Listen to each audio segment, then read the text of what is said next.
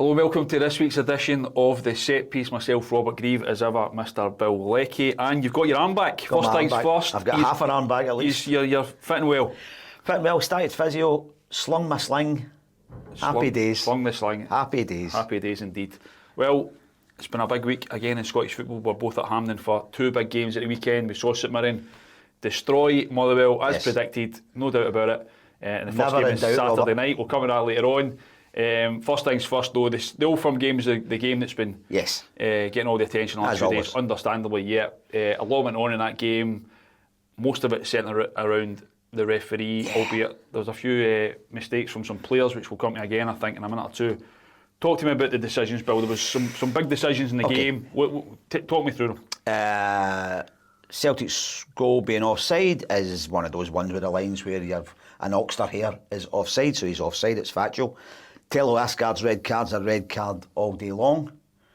Austin Trusty should be sent off, for me. Austin Trusty has been stupid. He's had one of those wee blanks that everybody has at some point where he just goes, I'm going to kick him.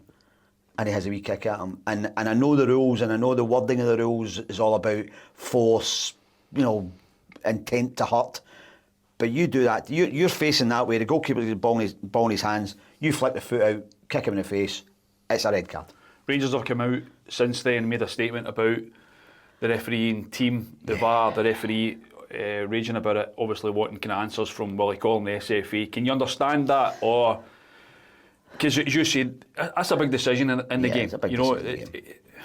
I don't like the whole coming out with statements, in all honesty, from any club kind of demanding answers, because I just don't. But you can understand that was a huge call. It was. My problem with and Rangers to think do it this way more than any other club is there's always an unwritten, an unspoken thing in there that people are out to get us. There's a conspiracy. It reads like it's meant to feed into the fans having a thought that the world's out to get them, which the world isn't out to get anybody. It's referees make mistakes. Referees aren't corrupt, right? Yep. I think the problem there is that Nick Walsh in the Austin Trusty case probably is half turning as he goes, the goalkeeper's got the ball, let's see what's happening next. Stephen McLean as the VAR should be saying to Nick Walsh, I'm not sure about the force in this, come and have a look and see what you think. But not to do it, I think, is very negligent on the VAR officials' part. Well, negligence is a word, by all accounts.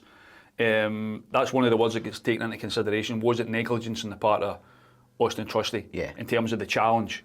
Excessive force, brutality, all these words get used when referees and VARs are looking at incidents. Now, clearly, Nick Walsh, he gets one view of it on the pitch. I've got a degree of sympathy for him because... And it's a crowd scene, there's a million players in that moment, about, I think it must be very, very hard to actually kind of pinpoint exactly what's happened. Albeit Austin Trusty had a very kind of hands up. I've done wrong here. He knew. But the guy in the VAR room, why, as you say, why don't they at least say to Nick Walsh, go and have a look at this. Go and have a second look at this. And even if he does do that, then and still comes to the conclusion that it's a yellow card, then right, fine, he's in a second look at it. But I just don't. Willie Collum, I'm sure, and the referees will probably talk about the letter of the law, right? I think that's what when they were speaking, they had a meeting with Rangers apparently this week. I think Patrick Stewart spoke to Willie Collum, and I think he would have been talking about the different criteria that have to be met, which I think you can understand from a referee's point if there's a black and white element to it from their point of view. Absolutely. But I think most of us looking at that incident, you think, that's a red card. Yeah, absolutely. You can't kick somebody in the head. And Austin Trusty, doesn't break his nose, he doesn't burst his eye, he doesn't leave him with stitches in his head, but that's not the point. Yeah. The point is he knows what he's doing when he flicks his foot out. He has a momentary, whether he decides to do it, but he does it and he knows he's done it, and you can see right away he puts his hands up, I know I've done this. And I'm pretty sure that Martin O'Neill and Sean Maloney are standing on the side of the park going, oh, what have you done, big man? Yeah. Listen, you've got Celtic guys in the TV studio at the time, Neil Lennon, Challen, even they're saying it's a red card. It's a red card, so I think that speaks so I think for it. And then the other big decision is the penalty for Rangers, and I think this is whether that evens it up or not. I don't think it's a penalty. Right, okay. I don't think it's a penalty. I think... Why not? He's on his way down, Where I don't think it's a penalty is the criteria seems to be that as he goes down, he knows what he's doing. His arms are, although he's tucked his arms in, he's still got in the way and it's hit him in the elbow, right? But he can't control where the ball's going to hit him. The ball might have hit him in the head, the ball might have hit him in the shoulder, it might have hit him in the backside. It happened to hit him on the elbow. He didn't put his elbow towards it, and for me, I don't think that's a penalty kick. I think it's a penalty in this day and age, frankly. That's a different thing. Right. But that's my point. Okay. That's my point. You're saying you don't think it's a penalty. What you're saying is you don't think it should be a penalty. No, it shouldn't be a penalty. But it is a penalty.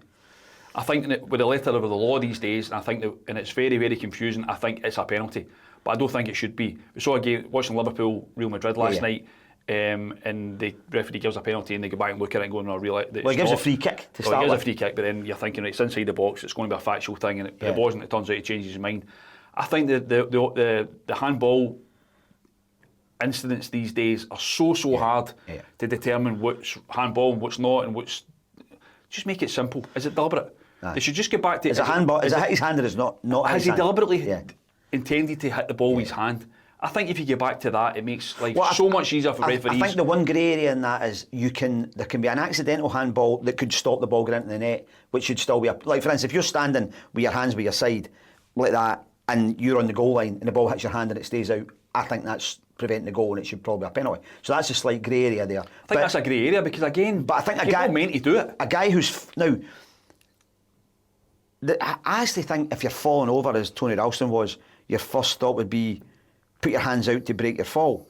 But he's maybe thinking, if I put my hands out and it hits my hands at a penalty, so he tucks his hands in. So he actually goes into a position where he thinks, I'm trying not to handle the ball. Yeah. And it hits him flush on the elbow. Yeah. I think it was a poor.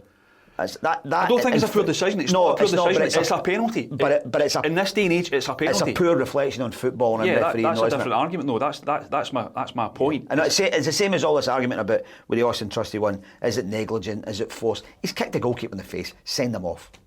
Yeah. That's for me. That's where refereeing is overcomplicating itself. Yeah, I think in all honesty, I think it was a very, very hard game to referee. Oh, they always are, aren't they? Even the Ashgard one. You look at it and in the moment you think straight red card, and even now again, you can't do that. Yeah, again, and I'm not saying it's not a red card. I think it's a red card. He's not meant it. He's literally flicked the bottom there. He's kind of went in with his leg up. He's not deliberately trying to smash Tony Ralston. No, but again, if you're talking about the letter law, he's endangering an opponent. You saw Tony Ralston's leg. Now, you could get that. You could get marks in your leg when you get in for a 50-50, and it's not a foul. I'm not saying it's not a red card, but it's a red card. I just had a degree of sympathy for him because I don't think he had any intent. No, there was no malice in it. But try and smash Tony Ralston. But it's not a lot different from Trusty. There's a lot of difference in the force that was used, but it's players just slightly losing their head, and one of the great definitions of a player who can operate at that level is, can you keep your head in the moment? Yeah. Trusty didn't keep his head, Asgard didn't keep his head, and one of them was punished and the other one wasn't. It was, as I say, it must be really, really difficult we talk about referees and we dissect every decision that they make. It must be so hard to be in that cauldron and make decisions. The VAR should help them. VAR should help. Steve McLean in the VAR room. That was the point of VAR, wasn't it? I think, yeah, absolutely. And Steve McLean in the VAR room, I don't think has helped. I don't know if he was maybe the best man for the job. I don't mean to pile on Stephen McLean, but I don't think he's had a lot of kind of debatable, questionable decisions in recent years. One of the weeks when you were away there and David Friel was here, we were talking about how Stephen had been given the Hearts Celtic game. The week after, he was involved when he was referee at the Motherwell Falkirk game and disallowed a sides goal for Motherwell, which would win one of the goals of the season, for a foul that wasn't a foul, that Falkirk didn't think was a foul, nobody thought was a foul. And then you go, well, the reward is to get Hearts Celtic, the biggest game of the season so far, and now to be VAR in the next biggest game of the season and to make a decision like that. I think maybe this is where Willie Collum's job becomes really important, and how he, in the same way as how does a manager or a coach handle a player that's having a bad run? Do you just drop them or do you talk them through it? And I think he has to do that with referees. I think Willie Collum has been very good at that. I think that's one of the things he has done. He's done it discreetly a lot of times where guys he takes out the firing line. Yeah. In all honesty, I think it's very hard to criticise Willie Collum and the job he's done. No, I think he's done a great job. I don't mean you are doing, but no. I think he's just got a kind of relatively small pool of referees who are capable of handling. This was always going to be the problem. Before VAR came in, my argument was always that we don't have enough really top class referees as it is, if you then have to find another 6, which has now become another 12 because there's now an assistant VAR, so you go from finding 6 for the Premier League, really, really good referees, to basically finding 18. Yeah. And I don't know where we're getting all these referees from. The way things are going now, Bill, the guy sitting in the VAR room is arguably more important than the guy out on the pitch. Yeah. Because he's the guy that's getting the second look at things. He's the guy that's trying to help the guy in the pitch. Yeah. And I think you're almost better. I think that's a more important job these days. So you think if you get the less experienced guy and the more experienced guy, the more experienced guy in the VAR? Or we have more, as I think Andrew Dallas is, actually specially trained VAR officials. Well, I think they are going down that road, and I think, but I think it's difficult to go from refereeing to VAR week to week. I think that must be really difficult. Yeah. But there you go. So I would say Asgard, yes. Trusty, wrong decision. I don't think Ralston's a penalty. There you go. I think they were also watching the game. They were also, I mean, Maeda makes a number of challenges in the game that very lucky, he gets away with. They should have been booked long before he got booked.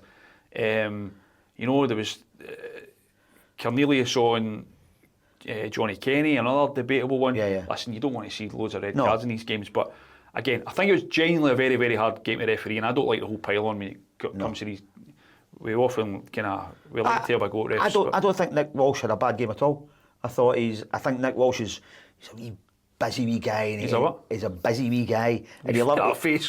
He has got that wee face for the referees. He does do that. And he loves a wee shout at players, and I think he handled the game pretty well. But I think he needed more help. He loads of decisions wrong. No, I don't think he handled the game well at all. Well, come on. He should have. There was a number of bookings that he missed. He should have sent off someone he didn't send. I mean, I don't want to pile on. We both said the same thing, that in the instant of the Trusty thing, he's probably going, right, goalkeeper's got right, what am I looking at next? He's not watching for... Yeah, but that's maybe part of the problem. So that's where VAR has to help thinking, well, I've got a VAR guy in the VAR room that's going to help me. And the VAR isn't helping them out. And he isn't helping them out. So referees are maybe, I don't know if that's subconscious, that they're not actually making the decisions here in the moment that they would have done 5 years ago. Yeah. I don't think he had a good game. I don't think we can say he had a good game. Not so? No, okay. I don't think he made too many decisions wrong, but I've got sympathy for him, in all honesty. Yeah. Listen, he wasn't the only person. You wrote a column about this on Saturday, and after the game, and let's come to this, because, listen, I thought Rangers' second half were terrific. Yes. Celtic kind of fell off the game, and I thought Rangers with 10 men were arguably better than they were. Very much so. 11 men. And Danny Rowell deserves a lot of credit. There's a lot of credit for the thinking they did to his team. Yeah, he put them on the front foot with 10 men. Yeah, they had a real go. Yeah. Really impressed. First half though, they've got to score. Talk to me about Youssef Chermiti, because two huge chances he has. Both times he looked terrified. You think? When the ball gets played through for the first one, and Kasper Schmeichel comes out, tries to make himself big, Chermiti does that thing where instead of strikers look up and say, what am I going to do? Boof. Either put it through him, boof, or dink it over him. He sort of chucks a wee toe at it and pokes it by the post. And the second one, I think, is even worse, because Tavernier puts in a sensational ball. Nobody's going to defend it. He comes in at the far post and he almost kind of shuts his eyes. And I don't know if you saw the Everton boy on Monday night, the guy Barry, who plays up front, who again, has taken over from Chermiti at Everton as a striker who can't score goals. And one came in where a magnificent ball in for Jack Grealish, and he's 2 yards out, right under the bar, and kind of shuts his eyes and leans back and he balloons it into the crowd. And Chermiti's a bit like that. It's like he's the great strikers always talk about freezing, the blood going cold when the ball comes to them in the box and its boots are flying about and they can just calm themselves down. He goes the other way. Chermiti goes like he tenses up when the ball comes to him, and those two chances would have been huge. But the other one for me, who was a real problem for Rangers, was Nasser Giga at the back. Who now, Danny Rose decided to go with 3 at the back. He's released James Tavernier to play as kind of right wing back, which I think a lot of people have said would be a much better position for Tavernier to play. But the problem with that is that Tavernier kept having to look back this way, because Giga was having, from the first touch of the ball, he was having a nightmare. Yeah. His in possession, I mean, look at the one that eventually gets disallowed because of the offside and the build-up. The ball comes to him in the box and he takes an almighty swipe, hits it against Raskin, over his head into the net, and that typified his performance for me. It was just, it was a bag of spanners the whole day. The Rangers fans around us were like, didn't know what to make it, you know. And it's the one mistake, I would have said, tactically, that Danny Rowe made. Maybe it's not a mistake, maybe he decides that I'm going to see this out. But it was into extra time before he took Giga off, and I think a lot of managers would have early on said, no, I can't have it, I need to go back to a shape that works. The decision, I was surprised why he was taking Raskin off when he did, because I thought Raskin was kind of not dominating the game, but he was having a big influence in the game at that point. He was annoying Celtic. Maybe he was just kind of fading. But he also missed a really good chance, though. He did. I thought it was a good save, in fairness. Possibly, yeah. And again, it's a midfielder getting into the position. I'm not saying you don't expect him to score, but I expect him to score. Chamiti's bread and butter's got to be putting the ball in better in those situations. Those were big moments. Albeit, listen, Celtic had a number of chances as well. It could have easily have finished more than it did in the end. But the point I was making in my column was, when you look at the money that Rangers spent, okay, they haven't paid for Giga, but he's a guy that Wolves paid £10 million for in February, right? They've paid reportedly $8 million odds for Chamiti. They've paid nearly $4 million for Asgard. Ant-Man's another $4 million, who's kind of drifting in and out, playing 20 minutes here and there. That's a lot of money out the door for a club that doesn't have, you know, enormous amounts of money to spare. It's not like they're sitting on Celtic's $75 million mountain of money. No. And Celtic win the game basically because of two guys that have cost a bag of balloons and a pencil. Yeah. Right? Johnny Kenny and Callum Osmond, both of whom were an absolute breath of fresh air. And fair play, talk about Danny Rowe, fair play to him for his tactics, fair play to Martin O'Neill for bringing these boys to life, because Brendan Rodgers was having to play Johnny Kenny here and there. Callum Osmond had fallen off the end of the team picture under Brendan Rodgers. Yeah. And I thought the boy was a revelation when he came on.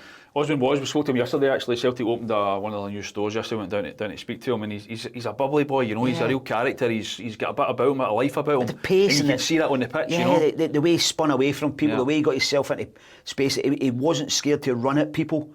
And his finishes, I mean, when you look at how, I say, scared Chermiti was in those positions, when that ball gets whipped in and he's on the move and he's sliding in among defenders to get his toe on that ball, that's a proper striker's goal, isn't it? Yeah, absolutely. He got himself in the right place at the right time. And now you're scrambling to get him into the European squad. Do you think that's possible? Yeah, well, there's a loophole. We heard about this yesterday, that Celtic, or any club, if somebody's got a long-term injury, Osmond's not part of the original European squad, but obviously Cameron Carter-Vickers, albeit he's a defender, he's got facing a long-term injury. Celtic can make a replacement there, and they're looking to get Callum Osmond on the plane.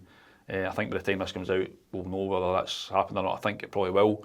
For the boys' point of view, he'll be itching to get there, play Michelin, keep going, get another chance. I mean, Martin O'Neill spoke about him after the game, and he was kind of, and he's in a very Martin O'Neill way, talking about how there's too many flicks and too many.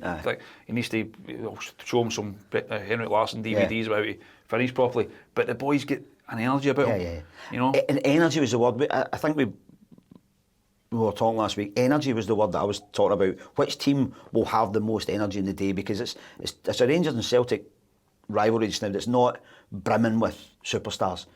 And energy had a lot to do with it, and the reinvigoration of Celtic under Martin O'Neill, Sean Maloney, is quite remarkable. From the sluggish way they were playing under Brendan Rodgers, suddenly they're just up for it again, and it's obviously not rocket science. Yeah, but at the same time, they almost failed to put away a 10-man Rangers team. Yes, they did. And that game could easily have turned. You know? But you'd be sitting here, you wouldn't be saying that. Well, but I think you still saw, as with the Falkirk game in the midweek, a lot more energy and pace and urgency to get the ball moving with Celtic again, the way they always used to be, in which they haven't been for a few months. So that's a good. I think for Celtic fans, that's one of the first things I want to see. Is this team willing to run? Same as Rangers. Is this team now willing to run themselves into the ground? You're right. There was failings with Celtic, and they got away with that a little bit. But the energy that Martin O'Neill's put back into them, how much of that you think is just down to him being Martin O'Neill? I don't know. I genuinely don't know. I think Sean Maloney and the other guys in the back room, Steve McManus, Mark Fotheringham, are in there. I think they're having a lot to do with what's going on right now. I think Martin O'Neill was very much the figurehead, very much the guy to stand front and centre. We said that when he got the job. I don't think he's Gavin Strachan as well behind the scenes. I think these guys are very much hands-on in the training ground. They're very much. When he walks into that dressing room at 2:30 or whatever, or 1:30 on Sunday, I think they'll sit up and take notice of him. Maybe, yeah, maybe.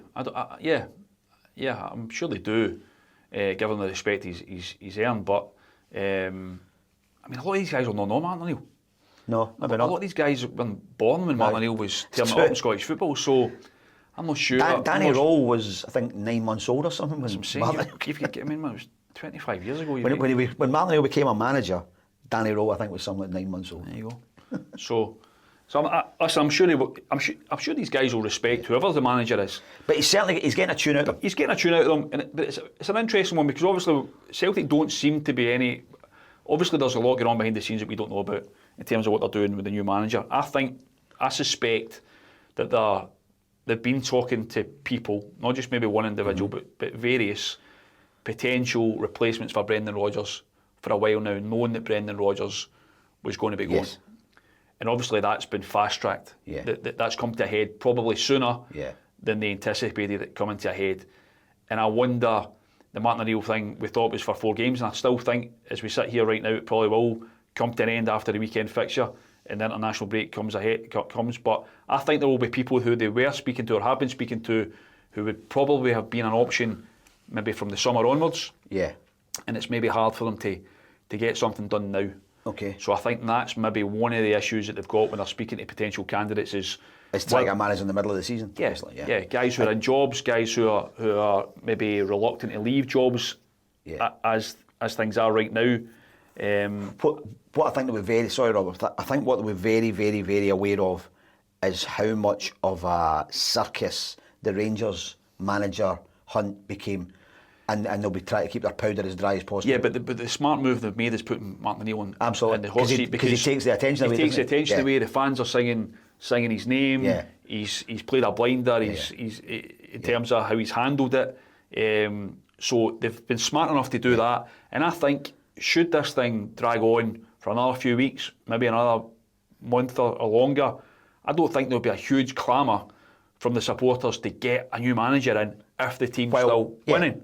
Yeah. You know, I don't think they're expecting miracles in Europe. I don't think that. But as long as they're ticking along and they're, as you say, they're showing real signs of improvement since Brendan Rodgers is away, I don't think there's going to be guys with pitchforks demanding. No. I mean, they're obviously against the board for other reasons as things stand anyway. But I think Martin O'Neill being there does give them time. Winning does it, doesn't it? Winning games is everything. Yeah, I still don't think. I would still be very surprised if he's the manager. So would I. Yeah. For until the end of the season or till I just don't see it happening. I'm not actually sure it's particularly good for Celtic to have somebody temporary becoming longer term temporary, and I don't think it's a great look.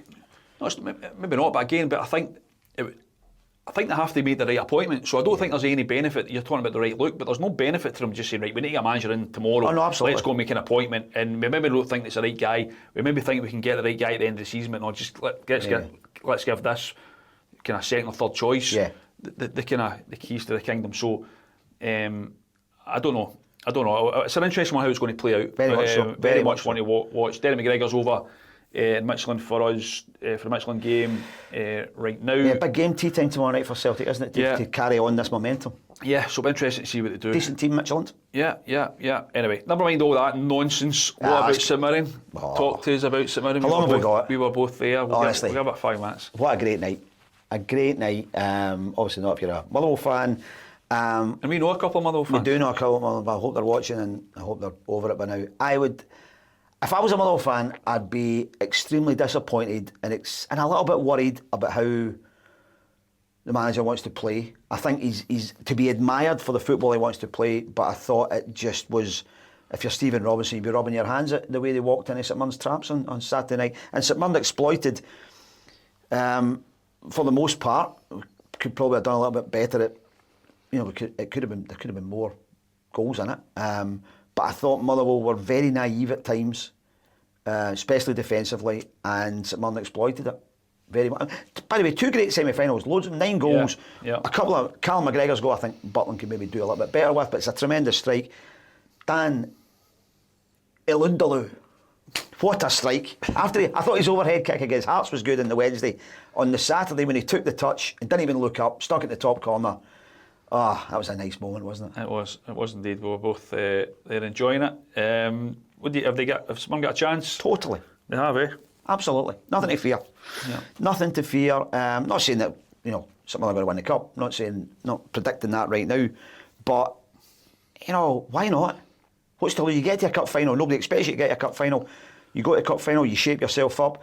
First day of the season at Parkhead, it was a deflected goal in the 90th minute or whatever that St Mirren lost to at Parkhead.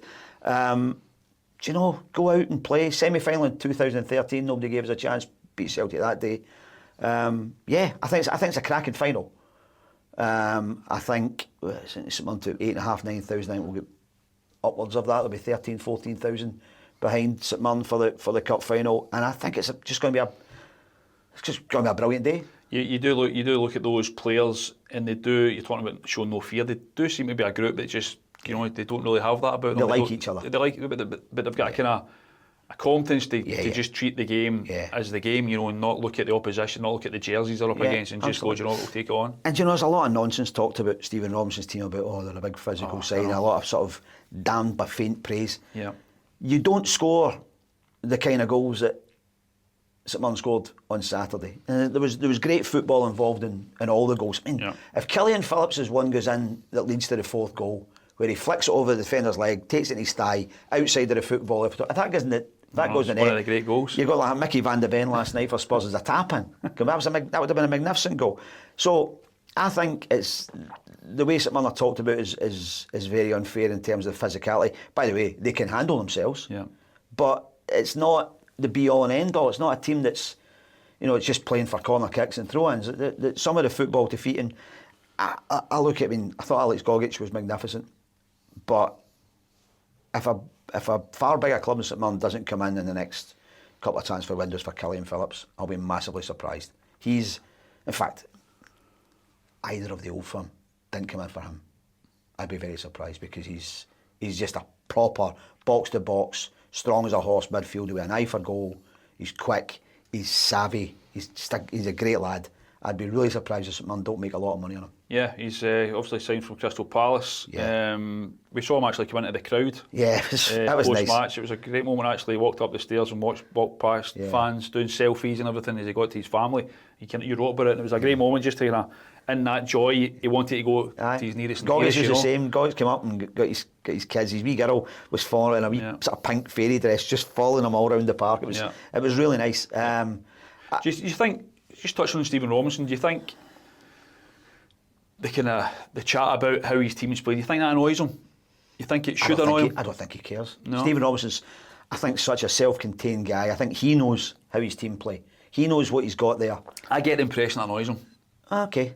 I get the impression, and understandably, I totally agree with you. I think it's a myth that St Mirren are this big, physical, strong, blump it forward. They're not. They're better than that. They're far better than that. But do you not think he'd be happy with it? See if teams think, well, they're just going to come and brutalise us, and next thing we're doing the kind of things you do with the ball at our feet. I think he'll be quite happy for the myth to carry on. Yeah, but I think I just get the impression maybe it does irk him a little bit. Well, I get that. I can understand that. Probably reputationally, if other clubs, because we spoke to St Mirren director Jim Gillespie on a podcast last season, and he said that his aim is to get Stephen Robinson at some point to a much bigger place. That's got to be the aim of St Mirren as a club that progress people's careers. And maybe Stephen Robinson thinks, I don't want clubs thinking that I'm just a lump it and chase it kind of guy. 100%. I think it's... but people will know. I think they will, but again, it's a perception issue, isn't it? And perception is everything. Yeah. And I think it is probably now only a matter of... I think getting to the cup finals were a huge box tick for Stephen Robinson. I think he's done that along his way at St Mirren, ticked various boxes, brought younger guys through to a certain extent, something he didn't do before. Yeah. I think he's getting the team up the table consistently. He's been brilliant. Europe. Cup final. Big tick. Yeah. Cup final, huge tick. Regardless of what happens against Celtic in December 14, it's a massive kind of tick in the box for him. And I think the next... There'll be a point where jobs come up and Stephen Robinson's name is going to be mentioned. What do you think, an English Championship? Yeah, but you look at... There'll be jobs in Scotland that come up, bigger jobs in St Mirren, and I think I think he'll be someone who has to be in the conversation. From a St Mirren point of view, I hope it doesn't happen, obviously. But absolutely. But from his point of view, I think he's due a bigger job. Yeah, and I genuinely, some fans will hate me for saying that.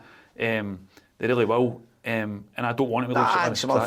I don't think St Mirren fans would wish Stephen Robinson anything but well if he went somewhere. It's funny because he did really well at Motherwell and got a cup final there.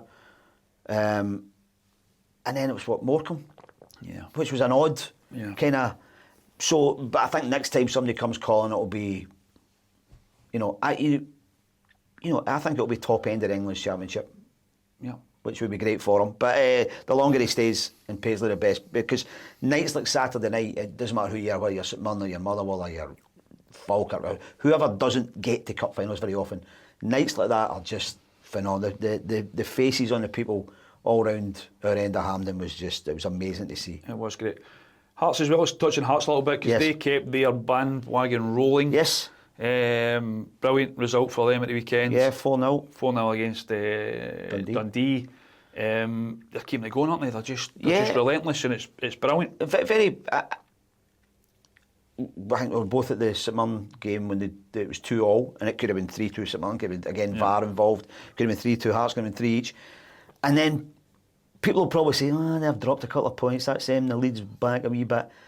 And he goes out on the Saturday and he made a few changes, Derek. So for the first time in 5 or 6 games, 3 or 4 changes. Braga dropped out and Halkett dropped out and 1 or 2 others and changed things about.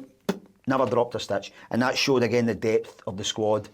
Very convincing 4-0 win. I'll be there on Sunday. They play Dundee United at Tynecastle. Yeah. And I see no reason why they won't do the same again. And I'm not saying 4-0, but why they won't be able to just keep things moving, because everybody in there seems to be fighting for a shirt, and that can only be good for any manager. Yeah, I think that's their strength is their strength and depth. Yeah. Derek's obviously got guys on the sidelines itching to play. He does make a few changes at the weekend there. They come in, they make their impact. Yeah. So you've got guys there who maybe he can now change it. Yeah. He can now he's maybe got a couple of his key positions where he can make adjustments. Yeah. And players don't see themselves as being dropped. Yeah, they just see themselves as being kind of utilised. Yeah, absolutely. And I think that's a key thing for teams going for the title. I think they're going for the title. I think they are as well. I know Derek's trying to play it down. We've spoken about it before. But why not? It's got to be taken seriously. You're now into November with 9-point lead. Yeah. Okay, if they can keep moving along, keep it at 9 points, 7 points, 8 points, whatever it is, into Christmas. You get to Christmas, then all bets are off, aren't they? And I have to say, by the way, this week as well, delighted for Lawrence Shankland that he's back in the Scotland squad, because he's worked really hard this season. Yep. He is, I think we talked about this before, Derek McKinnon says he runs more yards than anybody else in the team. So his work rate's up, his goal scoring's back up again, he looks the part again. Yeah. I'm a little bit worried about the goalkeeping situation. Me too. Let's talk about that. It's Angus Gunn's injured. Yeah. Scott Bain's been drafted in. Craig Gordon's still there.